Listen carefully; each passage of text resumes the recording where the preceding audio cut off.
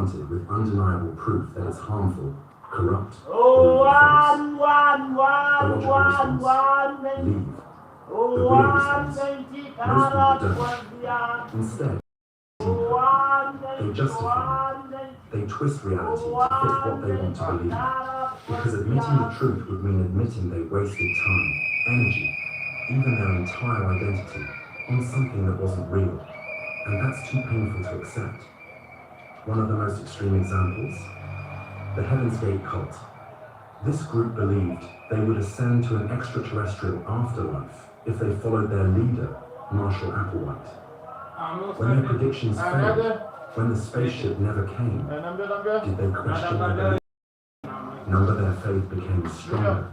Instead of seeing the failure as proof they were wrong, they convinced themselves it was a test of loyalty. And the more they sacrificed, the harder it became. Walking away was mean admitting their entire worldview was a lie. Instead, they doubled down, until in 1997, their belief system led to a mass suicide. But this isn't just about cults. It happens everywhere. The trick is escalation. A manipulator starts small, convincing you to accept a minor contradiction, a little hypocrisy, something that feels wrong, but not wrong enough to be. Pushes an employee to cover for unethical behavior, just once. It feels uncomfortable, but they justify it. I need this job.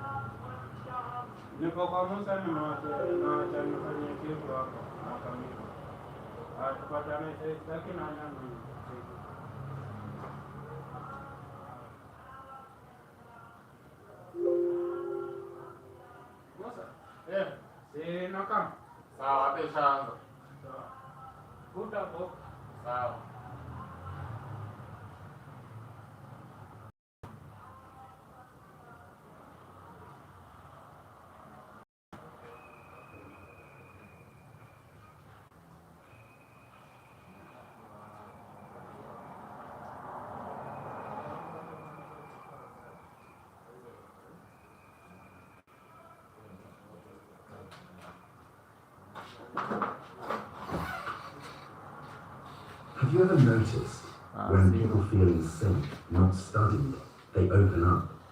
This is what the mirror technique taps into. It starts small, a shared pace,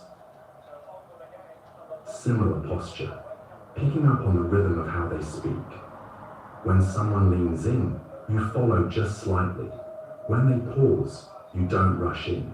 You let that silence breathe. When you reply, you reflect their own words back. It's not about imitation, it's about resonance. And in that moment, the conversation stops feeling like a negotiation and starts feeling like a connection. Picture a hallway conversation. A team member is clearly holding back. Instead of interrogating, you simply match their calm tone, mirror their stance, and give them room. They say more, you stay with them. And slowly, what was guarded becomes open. Mirroring works because it bypasses resistance. It signals, I'm not here to fix you or judge you. I'm just here with you. You'll see it in counseling sessions, in high-stakes sales calls, in tough parenting moments where logic fails, but empathy gets through. People soften when they feel like you're on the same wavelength, even if the topic is hard. When you match someone's emotional tempo, they don't feel cornered, they feel safe. And safety leads to honesty. The mirror technique doesn't demand cleverness, just attention. It's one of the quietest ways to build trust, and one of the fastest. The yes ladder. Agreement doesn't always begin with the big question. It often starts smaller, one quiet yes at a time. In a shared office kitchen, a team lead approaches a new hire. It's their first week, and they've been quiet during meetings. Instead of diving into feedback, the lead starts simple. Hey, did you find the printer okay yesterday? They nod. Yeah. A smile. And the onboarding videos, those didn't freeze up on you. Another nod. No, all smooth. One more. Mind if we catch up for 5 minutes later this afternoon? Another soft yes, easier this time. And when they sit down later to talk about workflow and expectations, there's no defensiveness, just a shared rhythm.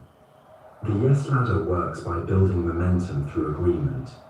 Small, non-threatening questions first. Things the other person can say yes to without effort or hesitation. Each yes relaxes the body a little more. It sets a pattern. By the time you ask for something bigger, it doesn't feel like a request. It feels like the next step in the same direction. It's something you'll see in old friendships when reconnecting after time apart, or in community organizing where you build trust not with speeches, but with simple, mutual understanding, even in casual relationships, where agreement builds comfort before it builds influence. You're not pushing, you're aligning. You're easing the other person into the experience with their own momentum. Because the hardest part of saying yes isn't the word, it's the fear of being pulled too fast. But when you're already halfway up the ladder, taking one more step feels natural. Not because someone talked you into it. Say because for instant obedience. Not because the explanation is always good, but because there is one. We're wired to connect requests with reasons. Without a because, a question feels like a demand. Add it, and it becomes a conversation. Even if the reason is barely more than air, you'll see it in everyday moments. Could I take this seat because my foot's cramping? Mind if I go ahead because my coffee's already paid for? Even, can I borrow your charger because mine's in the other room? The actual logic doesn't have to be airtight. The word alone acts like a key. It signals structure, intention, a path.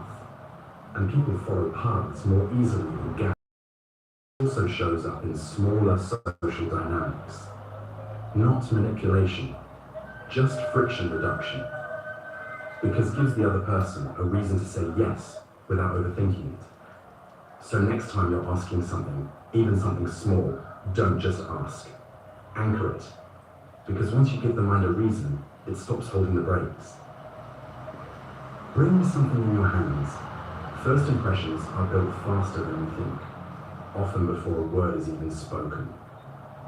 In the corner of a co-working space, a young man walks into a small group already mid-conversation. He's new, unfamiliar to most of them. As he approaches, he's holding 2 mugs. Himself, the other for whoever's nearby. I wasn't sure if anyone wanted tea, he says, offering it without ceremony.